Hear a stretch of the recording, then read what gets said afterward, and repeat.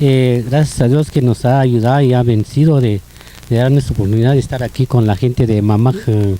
1 y Mamaj Central, Caserío Mamaj, sí. Pues el día de hoy que el señor alcalde no pudo venir porque tuvo un viaje a la ciudad capital, pero nos mandó a nosotros para venir a entregar las láminas que el COCODE había solicitado. Pues es muy importante porque hay mucha necesidad aquí en la comunidad de Mamaj. Pues estamos viendo que ellos hicieron lo posible de echarles unas láminas ahí, pero está todo picado y agujerado, que pasa de largo el agua. Pero ahorita, gracias a Dios, que el señor alcalde ya mandó las láminas y ellos dicen que ya lo van a poner. Gracias al señor alcalde porque esta es nuestra escuelita, pues, y que carecíamos de lámina porque en invierno y ahorita que ya va a empezar el agua, se empoza el agua adentro, y gracias al señor alcalde que nos apoyó con esa lámina, porque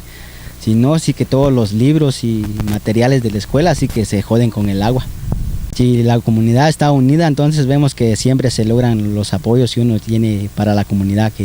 que a veces que carecemos, pues, pero gracias al apoyo del alcalde y su corporación que nos ha apoyado siempre. Pues gracias a Dios en primer lugar, y gracias también al señor alcalde por vernos escuchado y atendido a la solicitud que hemos presentado a la municipalidad, y hoy pues podemos decir que ya es un hecho y establecido ya nuestros sueños que teníamos de tener 2 aulas, que hoy ya las logramos. Nos faltaba el techo, pero hoy gracias a ustedes también, representantes de la municipalidad, que nos han traído ya la lámina, y hoy mismo pues vamos a empezar a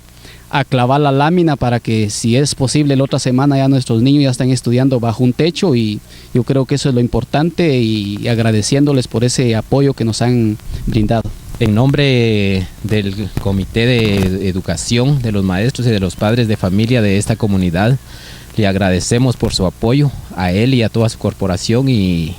nuestro deseo es que Dios le bendiga y que siga trabajando.